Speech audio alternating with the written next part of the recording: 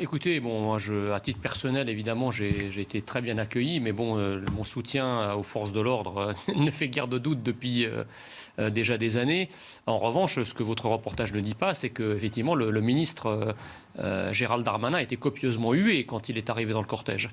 Moi, si vous voulez, ce qui m'insupporte un petit peu dans tout ça, c'est le côté un peu balle de faux cul de cette manifestation que subitement l'ensemble des forces politiques soutient, les Verts, les communistes, les socialistes, le gouvernement, je vais en parler dans un instant. Mais toutes ces forces qui sont traditionnellement anti-flics, mais qui se rendent compte qu'en fait, ce qui se passe en France commence à déranger, véritablement déranger les Français, y compris dans leur propre électorat. Et donc, ils se convertissent un petit peu à l'amour des forces de l'ordre, qui ne tenaient pas pourtant dans leur cœur jusqu'à il y a très peu. Quant au gouvernement, je rejoins ce que disait mon voisin il y a un instant, c'est-à-dire que le gouvernement, je ne comprends pas ce qu'il fait dans la manif, en fait. Parce que le gouvernement, c'est un peu comme si, je ne sais pas, les patrons de compagnies pétrolières manifestaient contre le réchauffement climatique. Vous voyez, ça a quelque chose de ridicule. Ces gens-là sont au gouvernement, donc ils ont les leviers, ils ont les moyens d'agir sur le réel, ils ont les moyens pour changer les conditions des forces de l'ordre, ils ont les moyens pour les réarmer moralement, pour les réarmer matériellement. Donc ils ne peuvent pas se mettre à la place de manifestants. Ça veut dire quoi, un ministre qui vient dire à ses policiers « je les soutiens », mais c'est leur ministre, que diantre. Donc c'est à lui de prendre les choses en main. Ils sont venus manifester contre leurs conditions abjectes, à la fois la façon dont ils sont traités dans les territoires et la déconsidération dont ils font l'objet à la fois par les politiques et par les médias. Ce n'est pas la place d'un ministre de l'Intérieur au milieu de la manif. La place d'un ministre de l'Intérieur, c'est d'être à la barre et de leur dire « je vous ai entendu » et dès demain, les choses vont changer. Voilà ce qui se passe. Il y a un côté un peu... L'insécurité, c'est une problématique protéiforme en France. L'insécurité, ça va du petit larcin jusqu'à l'acte terroriste, si vous voulez. Et au milieu, vous avez toute une chaîne d'actes de délinquance, de criminalité qui sont plus ou moins graves, qui touchent les biens, qui touchent les personnes. Et quand on parle d'ensauvagement de la société, c'est bien qu'il y a effectivement tout le spectre de la délinquance et de la criminalité qui se déploie dans notre pays et qui reste malheureusement un peu ou pas puni ou sanctionné. Voilà. Je pense qu'il n'y a pas de politique sécuritaire possible sans qu'il y ait de politique pénale. C'est pour ça que je disais tout à l'heure que le pivot de la politique sécuritaire, c'est la politique pénale. C'est quoi le malaise des policiers aujourd'hui ? Il est double. Le premier malaise, c'est qu'ils ont l'impression de travailler pour rien. C'est-à-dire que quand ils arrêtent des gens, parfois au terme de plusieurs jours d'enquête de filature, etc., ou qu'ils les arrêtent spontanément sur la voie publique. Ils défèrent à la justice.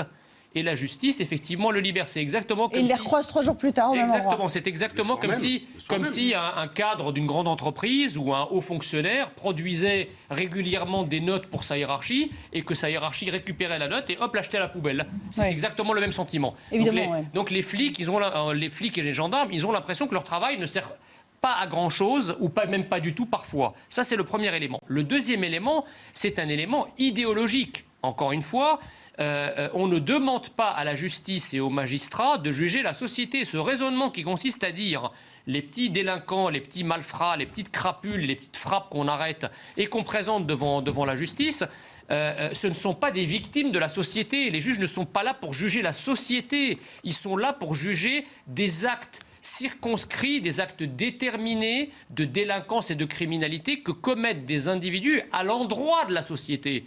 Le procès de la société, il appartient à d'autres de le faire. On s'attache trop aux circonstances atténuantes. Exactement. Donc en fait, il y a toute une partie des magistrats qui considèrent que lorsque un gamin, en raison de ses origines sociales ou en raison de ses origines ethniques, arrive devant les prétoires, ils considèrent que finalement, cette personne-là, loin de tout ce que raconte la police, c'est-à-dire c'est un délinquant, c'est un criminel, on va dire ah ben non, c'est une victime sociale, c'est une victime de discrimination, et donc tout ça atténue la peine et fait en sorte qu'il est libéré. Les juges sont là pour appliquer le droit et juger des actes précis et non pas pour faire le procès de la société. Le procès de la société appartient aux sociologues, il appartient éventuellement aux hommes politiques, mais il n'appartient pas à la justice. Il faut débarrasser la justice de la politique et du jugement social. Et ça s'appelle aussi la séparation des pouvoirs. Exactement. On pourrait l'élargir à ce champ-là exactement. philosophiquement.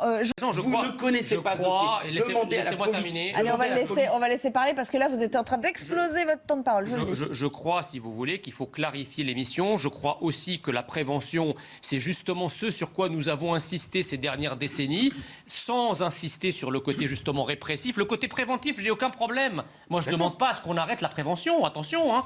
Je veux qu'on maintienne la prévention en amont de tout ça. J'ai pas de problème. Mais par exemple, Jean Messia, qu'est-ce que vous pensez du maire de Villejuif qui veut rétablir une forme de police de proximité en désarmant les policiers municipaux et en mettant plus sur le terrain? Non, mais c'est-à-dire, c'est une bonne idée. Il peut les déguiser en personnages de Disneyland. Ça marchera pas, pareil, ça hein.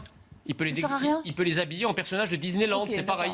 Donc je veux dire, aujourd'hui, la société n'a pas besoin de prévention. Le préventif, il est assuré. On peut discuter des détails ou augmenter à la marge. Mais aujourd'hui, le gros problème, on ne peut pas s'exciter sur un grain de sable alors que la montagne qui est au milieu de la figure... Mais non, c'est la répression. Aujourd'hui, la société n'est pas assez répressive. La même chose que vous, mais la deuxième chose, je termine. La deuxième chose, c'est qu'effectivement, je reviens sur les magistrats. Au nom de quoi les magistrats devraient être exempts de toute responsabilité dans l'exercice de leurs fonctions. Tous les corps d'État, tous les hommes politiques, même les journalistes, tout le monde est astreint à un principe de responsabilité. Je ne comprends pas pourquoi un magistrat qui a libéré de manière désinvolte un violeur multirécidiviste et que ce violeur, 3 mois après, viole à nouveau...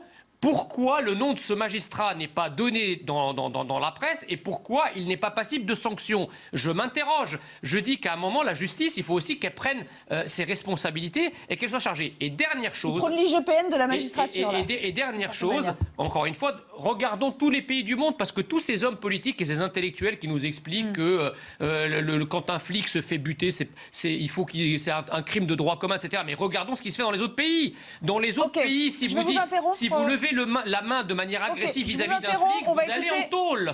Jean Messia, le discours tenu à l'instant par Jean-Luc Mélenchon, il est inaudible aujourd'hui à côté de la plaque? Écoutez, je suis estomaqué qu'un responsable politique qui pèse comme Jean-Luc Mélenchon fasse un tel discours. C'est traité de factieux les policiers qui sont les gardiens de l'ordre républicain qui viennent manifester leur malaise. Mais bien sûr que toute manifestation est revendicative. Je ne comprends pas, si vous voulez, cette méchanceté qu'il y a dans le discours de Mélenchon qui parle des policiers et de cette manifestation avec une exophthalmie basdovienne, avec l'écume aux lèvres quasiment très, très agressif, alors même que le même Jean-Luc Mélenchon et les gens de la France insoumise manifestent sans peine dans des manifs de migrants qui, pour le coup, sont des manifs illégales parce que les gens qui manifestent sont des illégaux. Non, mais ne mettez pas des sentiments. Et là, pour le coup, Jean-Luc Mélenchon, il n'a aucun problème. On aura ça ce qu'il dit aujourd'hui. Ce qui est factieux, c'est de participer effectivement à des manifs de migrants illégaux, d'accord, et de participer, comme il le fait idéologiquement, à l'invasion de la France. Jean-Luc Mélenchon, en s'exprimant de cette façon, atteste que c'est un homme politique félon et traître à la nation française. Voilà les mots que j'ai envie de dire aujourd'hui.